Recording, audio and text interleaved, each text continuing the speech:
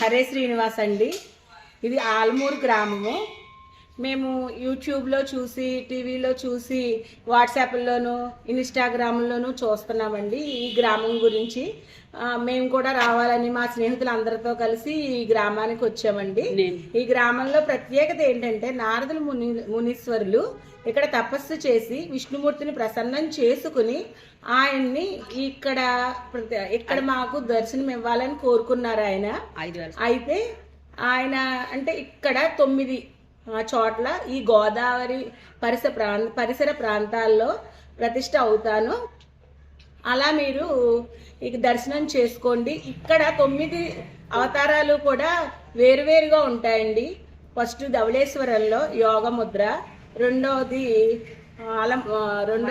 మడికి, మూడోది వచ్చి జొన్నాడ, నాలుగవది ఇక్కడ ఆలమూరు దేవాలయంలో విష్ణుమూర్తి అభయముద్రలో మనకి దర్శనమిస్తారండి. ఇక్కడ వైకుంఠ ఏకాదశి వైకుంఠ ద్వారం అనేది ఎక్కడా ఉండదు. ఈ పరిసర ప్రాంతాల్లో వైకుంఠ ద్వారం అనేది ఉంటుంది.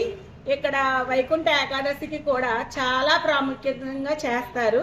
ఇక్కడ పళ్ళతో డెకరేషన్, పువ్వుల డెకరేషన్లు అన్నీ చేస్తారు.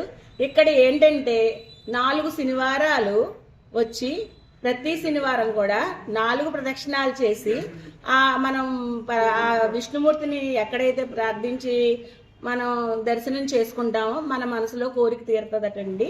అలా తెలుసుకుని మేము కూడా వచ్చి ప్రసన్నం చేసుకోవాలని దేవుణ్ణి కోరుతూ నమస్కారం.